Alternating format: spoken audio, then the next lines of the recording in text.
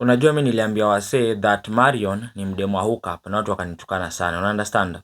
And after Marion alitrend pale online kwa aibu pale kwa klabu na James Opande, I came out na nikasema that Marion ni mdemu wa hookup. Na zile shughuli upiga zinakuanga shughuli za kulala na wanaume ndo wapewe pesa. Una understand? And people started bashing me on the comment section na kunipigia hata masimu. But it's the bitter truth. Marion ni mdemu wa hookup. Cause tell me why mdemu anajielewa, mdemu anajiheshimu atafanya kitu upuzi kaa hiyo. The other day tumeona amekuwa kitrend pale Telegram after kuna video zina trend online akinyonga live, anajisunda vidole huko chini. The same woman after ali trend na historia James Opande alienda kwa Pastor Kanyari and she cried a lot, na nikaambia watu Marion, she's not innocent. The only thing anafanya, anafeel ako too guilty, anafeel like aibu imemshika sana, that's why alienda kwa Pastor Kanyari to try and sanitize her name. Hakuna kitu ya maana alikuwa anaenda kufanya huko. She realized that akienda kwa Pastor Kanyari at least atapata sympathy ya Wakenya. But a few days after ameenda kwa Pastor Kanyari, video ndio ina trend pale Telegram, akinyonga live, akijiingiza vitu huko chini, and you are telling me that she was very sorry. Niliona mafeminist wakijaribu kumtetea na wase wengine fani na wajinga kama Geoffrey Musiria. Musiria ndo alikuwa anasema that James Opande should be arrested and prosecuted. But kitu moja naambianga watu is that malaya aridhishwi. You even heard Marion akisema that siku hizi mademo havai panty. Ulisikia pia bado Marion akisema that James Opande alikuwa mtu wake na wamedate for 1 year. Na hata wakidate for 1 year, Marion alikuwa anajua that James Opande ako na bibi. And that is the bitter truth yenye watu wataki kusikia. Because tell me why when mwanamke uko na akili timamu you will begin to date a man mwenye ako na bibi. There's no any woman mwenye ataamua kudate mwanaume mwingine mwenye ako na bibi kama Sido anatafuta. You know, as a woman, kama unataka relationship yenye uko serious nayo, utatafuta msee mwenye ni wako peke yako. Women don't like sharing. Wanawake wapendi kushare na wanawake wako na wivu. So ukiona mwanamke amestick na wewe simply because anataka do. The reason why Marion alikuwa anakaa na James Opande simply because of money. Na the only thing alikuwa anajua is that James Opande atampea do after amemwangushia. Nothing else and nothing serious. Tuliona Marion alitoka all the way from Mwehoko up to Donholm akiwa amevaa dress fupi na kwa amevaa panty. That one should prepare you psychologically. Alikuwa ameenda kutega. Alikuwa ameenda apigwe vitu na James Opande alafu apewe do. Hiyo ndo kitu wase wengi wataki kusikia. A few days ago tumeona videos na trend online za Marion tukiona kinembe yake live on camera. Ananyonga, anajiingiza vitu kwa chini. Na niliambia wase, anytime you will see a woman crying, she's lying. Anytime utamite mdem na afanye makosa naone akilia, know that she's lying. She's lying. Marion was not sorry for what she did. Nile tu aibu ilikuwa imemshika. Ulisikia hata akisema that ameaibika at some point, ametoa mtu wake shule ndo aibu ipungue kiasi. Mwanamke haizi teach kijana how to be a man, but a man can teach a small boy how to be a man. Anytime you see a woman cry, know that she's lying. Siku yoyote utaona mdem analia live on camera, ama mdem tu analia after amekosea, jua anadanganya. They are emotional beings and they will always sugarcoat their mistake with tears. They will always sugarcoat their mistakes with tears. Mtu kama Geoffrey Musiria ameturn kukuwa cloud chaser. Kitu ya ujinga kayo isha happen, ashasha kamera anasema ati Marion anataka apewe justice. Justice gani? Huyo mdem ni wa hookup. Kazi yake ni kutega, apigwe, apewe pesa. Siku hizi women are using their body as source of income. Siku hizi mademu anatumia pochi kupata do. Na ni kitu watu wataki kusikia. Niliona mafeminist wakitukana James Opande, but James Opande knew the type of the woman Marion was, and that's why waliamua kumisbehave kwa klabu. Na mimi naambianga madem, kama Marion alikuanga mdem anajiheshimu, the first thing angefanya angeambia James, if you want something serious with me, let's meet in a restaurant ama in a hotel. Tukae chini tuongee something meaningful and something serious. But Marion aliamua kumit na James Opande kwa klabu. That shows you that huyo mwanamume hakuwa na kutake serious. Mbona James Opande yako kuja na bibi yake klabu? It's simply because he respects his wife.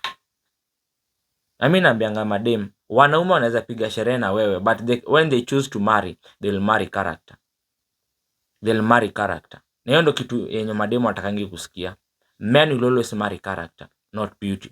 We can flirt with beauty venye tunataka, but when it comes to marriage, we marry character.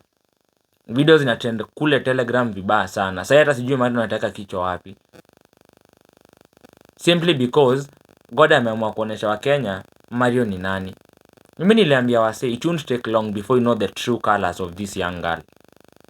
Na watu wakaanza kunibash na kunitukana, but it's the bitter truth. That is the truth. That mdem kazi yake inakuanga ya hookup. Mdem kazi yake ni kulambisha wanaume kinembe ndo apewe do. Hiyo ndo biashara iko. Hiyo ndo biashara iko sahi Kenya. Women are very lazy. Women are very lazy. Unapata mdem anaendesha gari anakuambia is a small girl with a big god.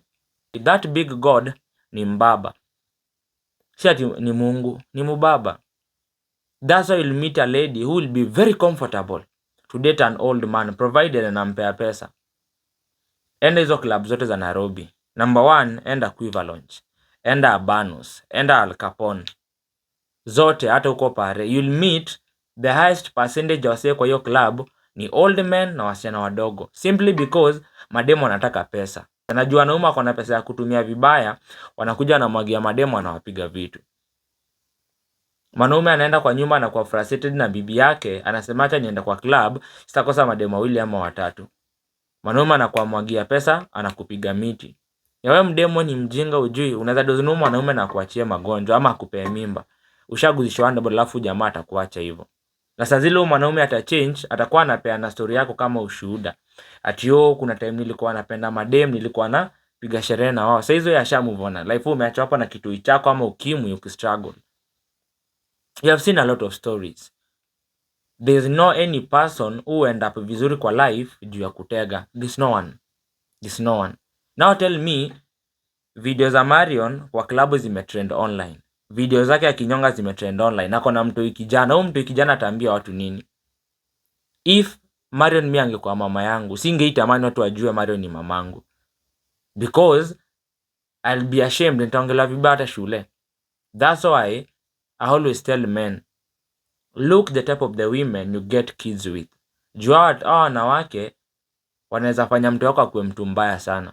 A happy woman raises happy kids, but a bitter woman raises terrible kids. Hii inakuanga ukweli.